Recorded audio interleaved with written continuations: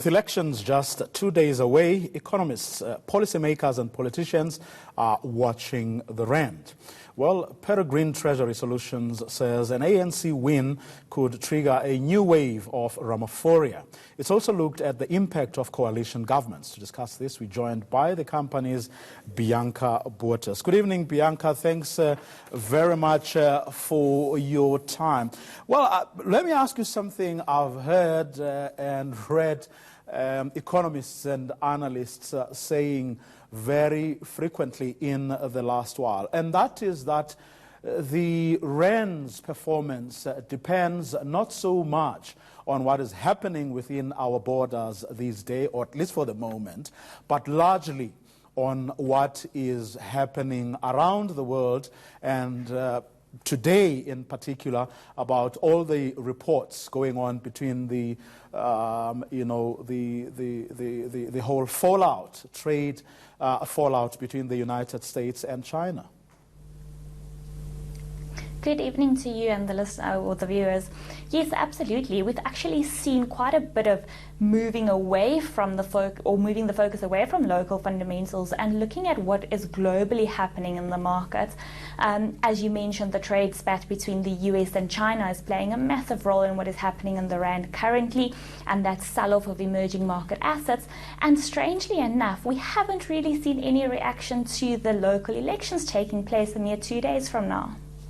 So we are safe then, so to speak, and we're probably, or most probably, at the mercy then of what goes on between the US and China. Would it be correct to say that?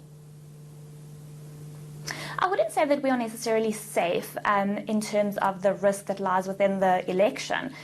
Typically what you'll see is that local elements will drive the Rand short-term bumpy movements, while the longer valuation of the Rand and the trade in the Rand is determined by global fundamentals. We will definitely see some of volatility coming to the market, especially as those votes are being counted and as markets kind of make up its mind as to who the leader and the winner will be.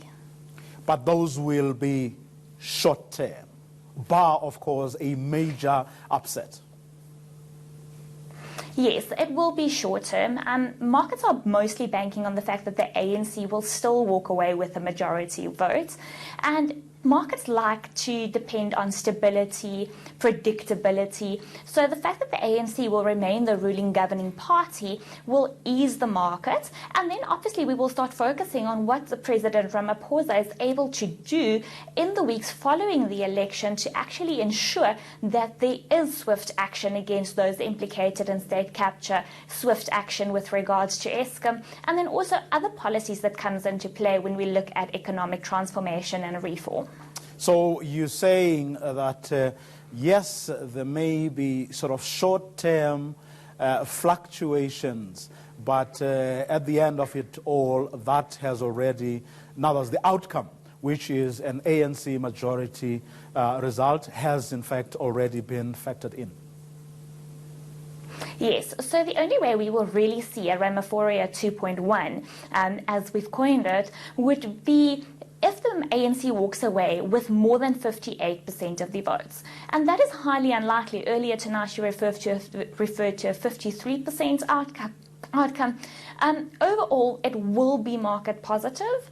It just depends on how far they win, will they have to enter into a coalition, and how rapidly Cyril Ramaphosa will be able to act in implementing strategic policies to make sure that the South African economy rebounds. Okay, that's where we're going to leave it. Thank you very much for your time this evening, Bianca. Bianca is from Treasury Solutions Corporate.